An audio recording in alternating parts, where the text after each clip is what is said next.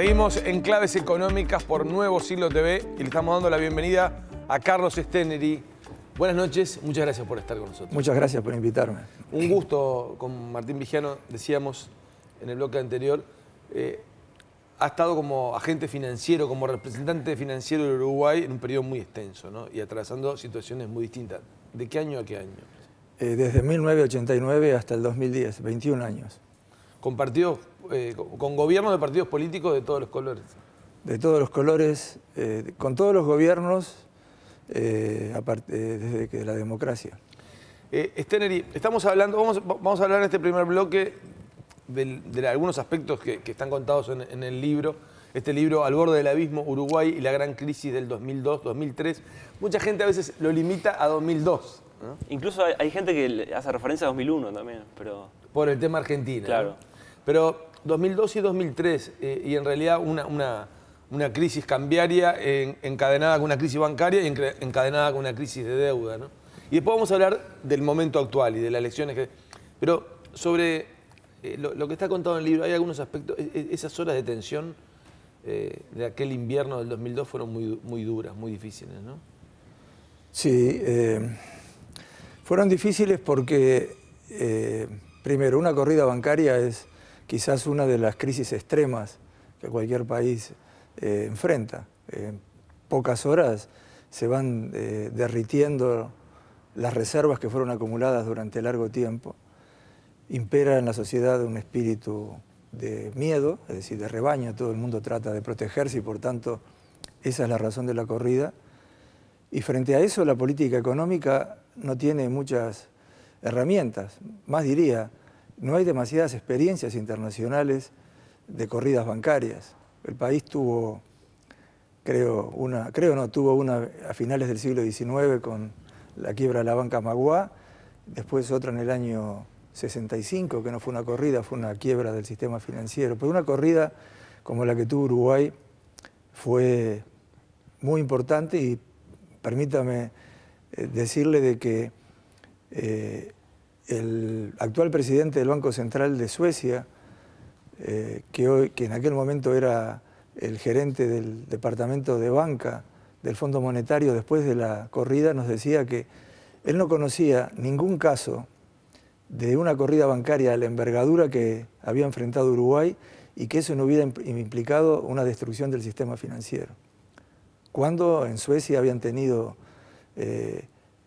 a finales de los 80 una enorme corrida bancaria y él había sido uno de los que había estado participando en la solución. Usted en algún capítulo del libro habla de que se sentían incomprendidos por el Fondo Monetario Internacional. Había otros problemas más complicados cuando fue negociación de la banca, pero hay como que había incomprensión.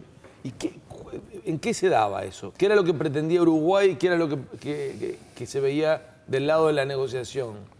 Uruguay lo que pretendía era demostrar que tenía un caso que podía ser resuelto de una manera menos perniciosa que la que el Fondo Monetario proponía.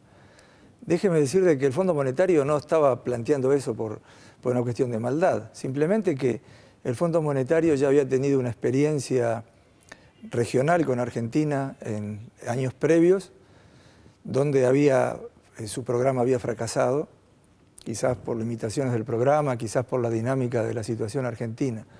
Pero eso había hecho que el directorio del fondo, en particular la componente europea del directorio del Fondo Monetario, estuviera decepcionada y entendía de que en definitiva en casos como los que Uruguay tenía, que eran similares a los que había tenido Argentina el año previo, debían ser resueltos de la manera que ellos planteaban. ¿Qué era?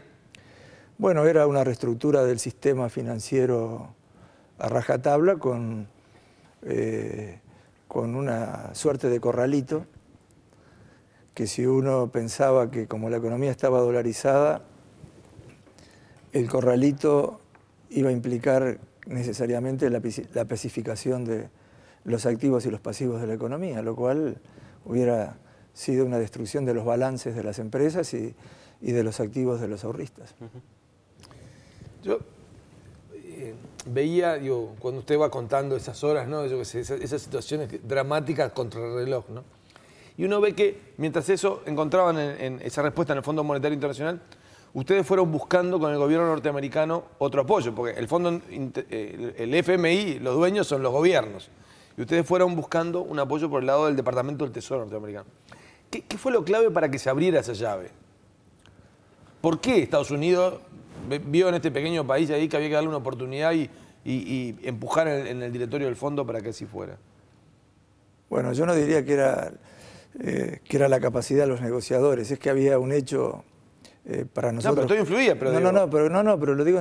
No hay que quitarse. No, pero va por este lado. Nuestra argumentación era la siguiente.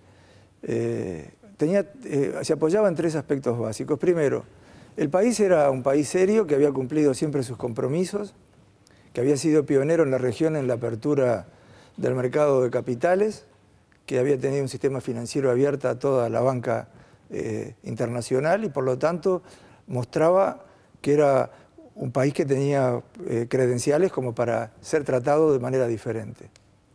Segundo, la región estaba atravesando por una transición compleja. Había fenómenos de contagio.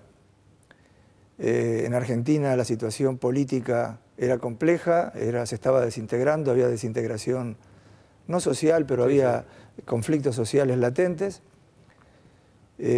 Uruguay podía entrar en ese vórtice por contagio, por imitación. La televisión argentina llega fácilmente a Uruguay. En Brasil, en noviembre del año 2002, había elecciones donde había un gobierno de izquierda que estaba con grandes posibilidades de entrar a ganar las elecciones. Y todo eso daba un panorama de incertidumbre. Por lo tanto, Uruguay no podía estar en una situación de incertidumbre porque podía contagiar al resto de la región. Entonces era más barato, desde nuestro punto de vista, resolver esa trinchera, cauterizar el problema en Uruguay, que tratar de resolver una situación que podía ser generalizada a nivel de la región. Esos eran los argumentos que ustedes transmitían. Claro, esos fueron los argumentos y aparte mostrábamos con números de que con la módica suma para el Tesoro americano o el Fondo Monetario al principio de 2.700 millones de dólares, que después por otras razones fueron 1.500, con esa suma teníamos un buen caso donde demostrábamos que podíamos resolver el problema. Y ahí fuimos hablando y fuimos convenciendo a distintas agencias de la administración americana. Había que llegar muy alto para que viniera la orden hacia el Fondo Monetario de que se fuera por ese camino. Y bueno, hablamos con el embajador Fernández Feingold en el Departamento de Estado, hablamos en el Consejo de Seguridad Nacional con el segundo en la línea de Condoleezza Rice, en el Tesoro de Estados Unidos con John Taylor, que era la persona encargada de estos temas. Es decir, fuimos a los más altos niveles para tratar de plantear nuestra situación. Cuando dice al borde del abismo, ¿en algún momento sintió que se caía, que no se llegaba a tiempo a salvar? ¿Alguna de esas noches que volvía? Y bueno, en el libro está mencionado una conversación con el ministro Bención, día previo a su renuncia, donde su comentario fue: no llegamos era un domingo, no llegamos al miércoles. Es decir, ya la corrida no se podía financiar más con las reservas. ¿Usted estaba en Washington? Yo estaba en Washington. Y después la otra situación, pero es más adelante, fue cuando en principios de febrero del 2003 también pagamos con recursos, rascando la lata, los vencimientos de un bono que vencía en esa fecha. Usted nombró varios actores ahí en ese proceso, pero ¿cuáles cree que fueron los actores clave, tanto acá en Uruguay como en Estados Unidos? Bueno, es muy difícil decir quién fue clave. Yo diría, en primer término, déjeme decir de que un tema clave, que también está dicho en el libro, fue el comportamiento del sistema político. El sistema político, fue el que posibilitó la aprobación de leyes que eran condición del desembolso de los 1.500 millones de dólares. Así que estamos hablando del sistema político como representación de la sociedad. Sistema político y sociedad que en ese mismo momento estaba aceptando una rebaja nominal de los salarios para poder pagar y poder mostrar su vocación de pagador, es decir, que se trataba de cumplir con la palabra, es decir, la cuestión iba en serio. Así que yo ahí pondría a la sociedad también como factor clave. Y después los instrumentos. El presidente Valle liderando y tomando las decisiones adecuadas en los momentos que se debían tomar.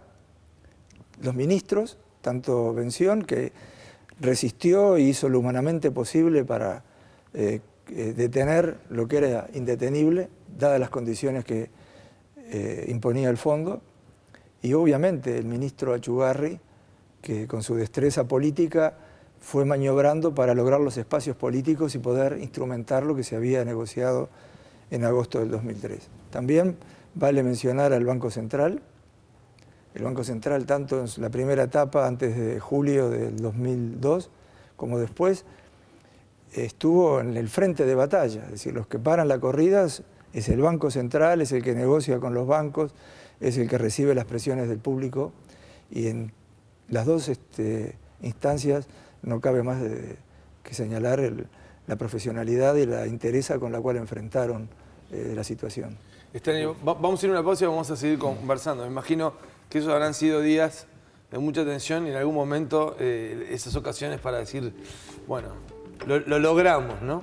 Pero cuando decía lo logramos, después se venía el capítulo de la renegociación de la deuda, que era complicado. Vamos a seguir hablando de esto, vamos a ver cómo está viendo el mundo. Ahora, vamos a una breve pausa, estamos en Claves Políticas aquí en Nuevo Siglo TV.